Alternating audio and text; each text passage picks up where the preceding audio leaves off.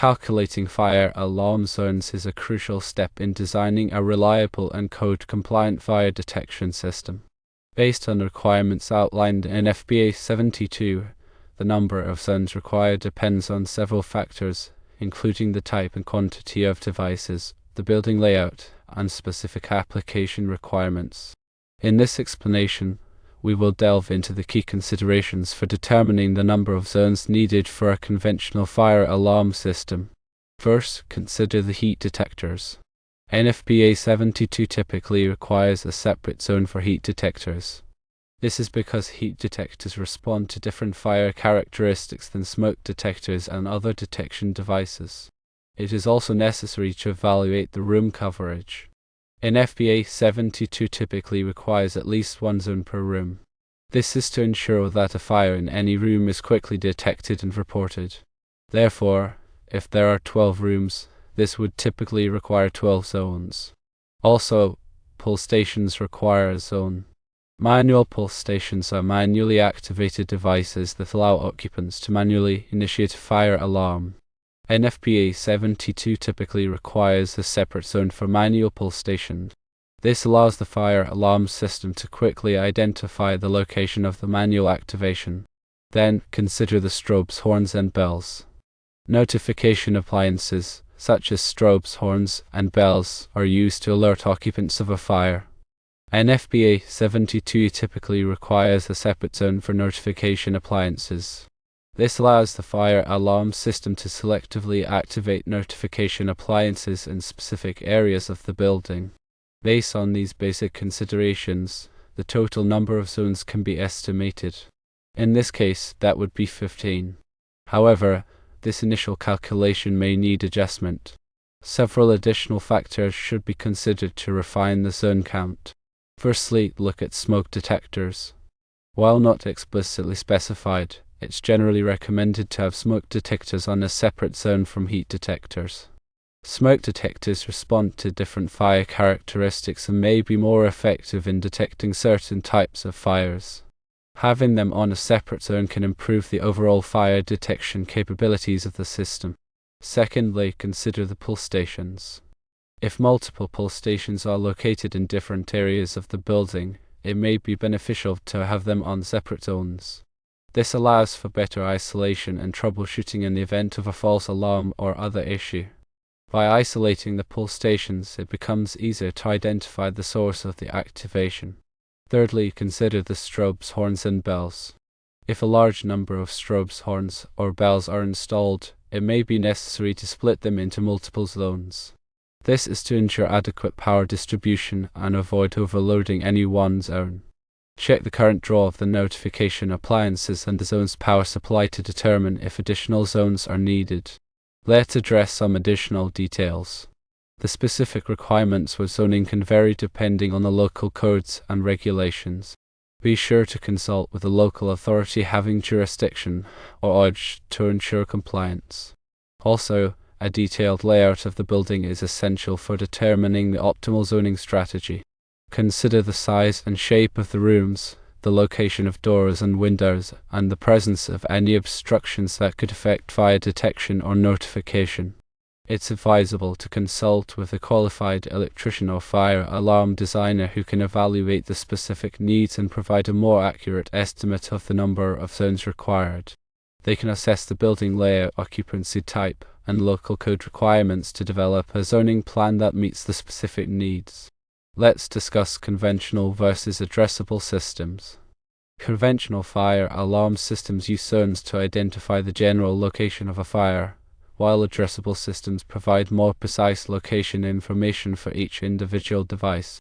If the building has complex or extensive fire detection needs, consider using an addressable system for more detailed monitoring and control. It is also important to consider future expansion.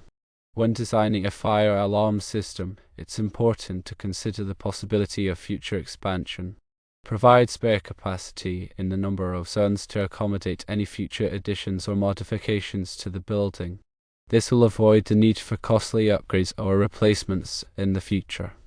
When selecting a fire alarm panel, ensure that it has sufficient zone capacity to meet the current and future needs. The panel should also be compatible with the types of detection and notification devices being used. It should also ensure that all wiring and installation practices comply with NFPA 72 and other applicable codes and regulations. Use the correct wire sizes, conduit, and other materials to ensure a safe and reliable system. Remember that the number of zones required for a fire alarm system is not a one-size-fits-all calculation. It depends on a variety of factors, including the building layout, occupancy type, and local code requirements. By carefully considering these factors and consulting with qualified professionals, you can ensure that the fire alarm system is properly zoned and provides adequate protection for the building and its occupants. Fire alarm zones are not arbitrary divisions. They are thoughtfully planned sections of a building or area designed to provide specific information to the Fire Alarm Control Panel, or FACP, in the event of an alarm. This information enables first responders to quickly and efficiently locate the source of the alarm, saving valuable time in an emergency. The goal of fire alarm zoning is to minimize the area that needs to be searched to locate the fire. Without proper zoning, a fire alarm activation could trigger a search of the entire building, delaying the response and potentially increasing the damage. The concept of fire alarm zoning is closely tied to the requirements of NFPA 72, the National Fire Alarm and Signaling Code. This code provides detailed guidelines for the design, installation, and maintenance of fire alarm systems, including the proper zoning of detection and notification devices. The specific zoning requirements in NFPA 72 depend on several factors, including the type of occupancy, the size of the building, and the presence of any special hazards. For example, high-rise buildings typically require more detailed zoning than smaller, single-story buildings. Similarly, buildings with hazardous materials may require specialized zoning to isolate and contain any potential spills or releases. The types of devices connected to each zone should be carefully considered. NFPA 72 generally recommends separating different types of devices onto separate zones. As stated before, smoke detectors are recommended to be on different zones than heat detectors. Different types of detection devices respond to different fire characteristics, and separating them onto separate zones can improve the overall fire detection capabilities of the system. For example, smoke detectors are more effective at detecting smoldering fires, while heat detectors are more effective at detecting fast-growing fires. By separating these devices onto separate zones, the fire alarm system can provide more specific information about the type of fire that is occurring. It is also important to consider the location of manual pull stations when designing fire alarm zones. NFPA 72 typically requires a manual pull station within 200 feet of every exit. These pull stations should be located in conspicuous and accessible locations so that occupants can easily activate the fire alarm system in the event of a fire. When designing fire alarm zones, it is important to consider the potential for false alarms. False alarms can be caused by a variety of factors, including dust, smoke, and steam.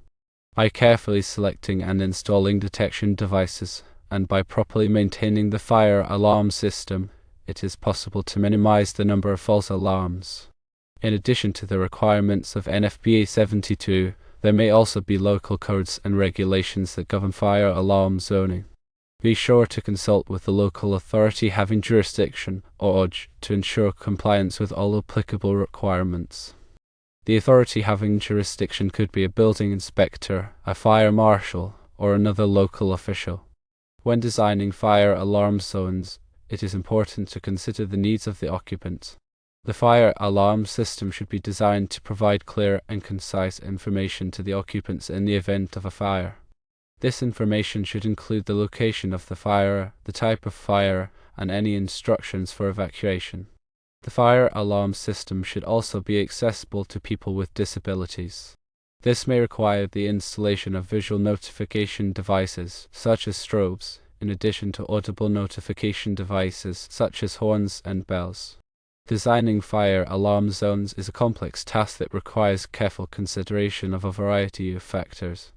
By following the requirements of NFPA 72 and other applicable codes and regulations, and by consulting with qualified professionals, it is possible to design a fire alarm system that provides adequate protection for the building and its occupants.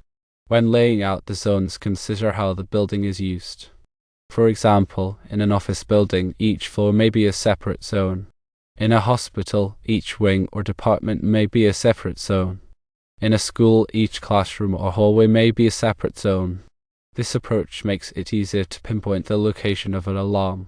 Also, think about potential future expansion. When designing the fire alarm system, allow for future growth. It's generally a good idea to have some spare zones available to accommodate any future additions or modifications to the building. This can save time and money in the long run. The type of wiring used for the fire alarm system is also important. The wiring must be fire resistant and meet the requirements of NFPA 72. The wiring should also be properly labeled so that it can be easily identified. The fire alarm control panel should be located in a secure and accessible location. The panel should be clearly labeled and easy to operate. The panel should also be connected to a reliable power source and have a backup power supply in case of a power outage. Regular testing and maintenance of the fire alarm system are essential to ensure that it is functioning properly. The system should be tested at least annually by a qualified technician. The batteries should be inspected and replaced as needed. The smoke detectors and heat detectors should be cleaned and tested regularly. The fire alarm system should be inspected visually on a regular basis to ensure that there are no obvious problems. The building owner or manager is responsible for ensuring that the fire alarm system is properly maintained. They should also keep records of all testing and maintenance activities. These records should be available for inspection by the authority having jurisdiction. Proper fire alarm zoning is an essential part of fire safety.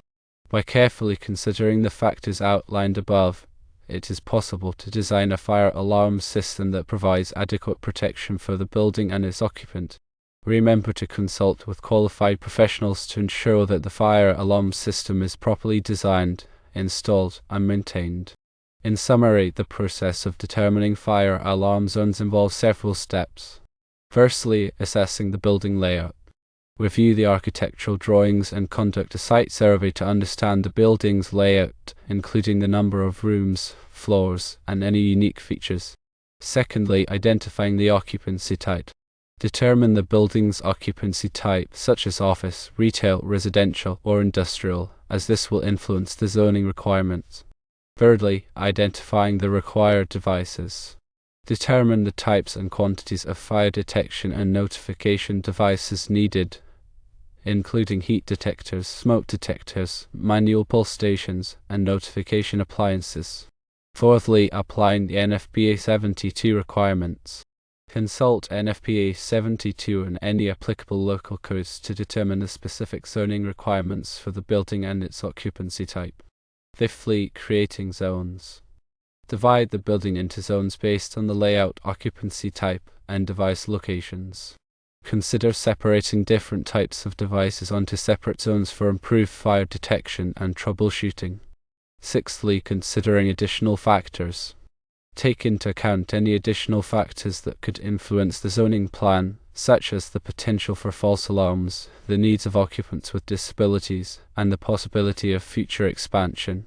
Seventhly, consulting with professionals. Consult with a qualified electrician or fire alarm designer to review the zoning plan and ensure compliance with all applicable requirements.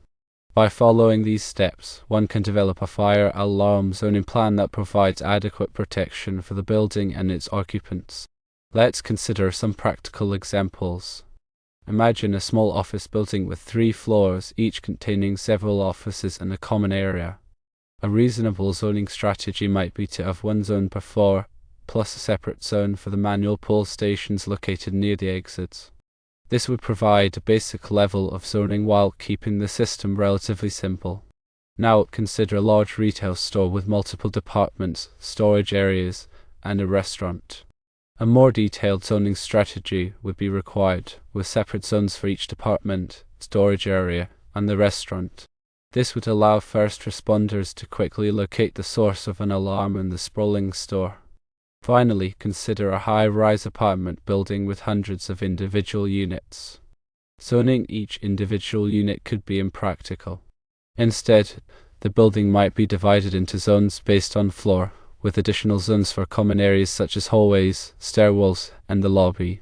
These examples demonstrate how the zoning strategy can be tailored to the specific characteristics of each building. The key is to balance the need for detailed information with the practicality of managing the fire alarm system. In conclusion, calculating fire alarm zones is a critical step in ensuring the safety of buildings and occupants.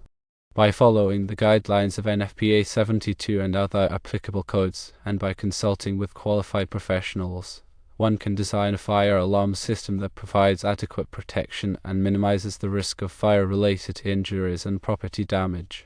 Remember that fire alarm systems are not a set-it-and-forget-it solution.